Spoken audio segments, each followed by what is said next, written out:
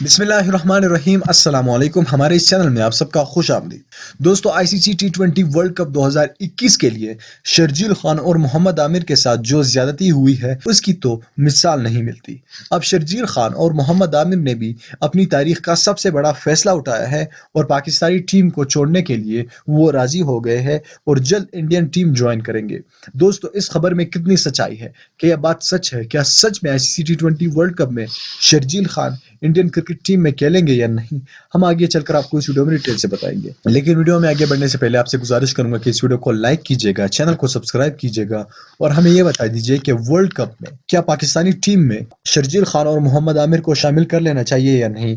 آپ نے کامنٹ کر کے ضرور بتانا ہے۔ دوستو، شرجیل خان اور محمد عامر وہ کھلاڑی ہے جو سب سے زیادہ ڈیزرونگ کھلاڑی ہے آئی سی سی T20 ورلڈ کپ کے لیے۔ دوستو، شرجیل خان نے نیشنل T20 کپ میں ایک نہیں بلکہ 2 سینچریاں لگائی، 3 سے زیادہ انہوں نے 50 ماری۔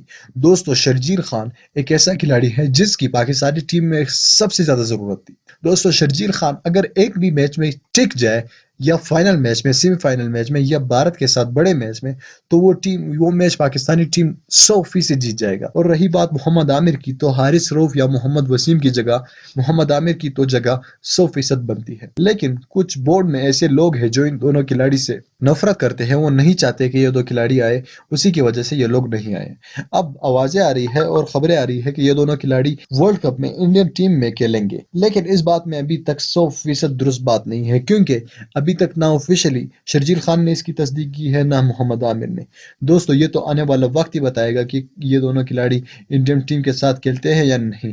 دوستو، آپ کو کیا لگتا ہے کہ پاکستانی ٹیم میں ان دونوں کھلاڑیوں کو جگہ ملنی چاہیے یا نہیں؟ آپ نے کامنٹ کر کے ضرور بتانا ہے۔ اس ویڈیو کو لائک کرنا ہے، چینل کو مزید ویڈیوز دیکھنے کے لیے ضرور سبسکرائب کرنا ہے۔ ملنا چاہوں گا آپ سے اگلی ویڈیو میں، تب تک کے لیے اجازت دیجیے گا۔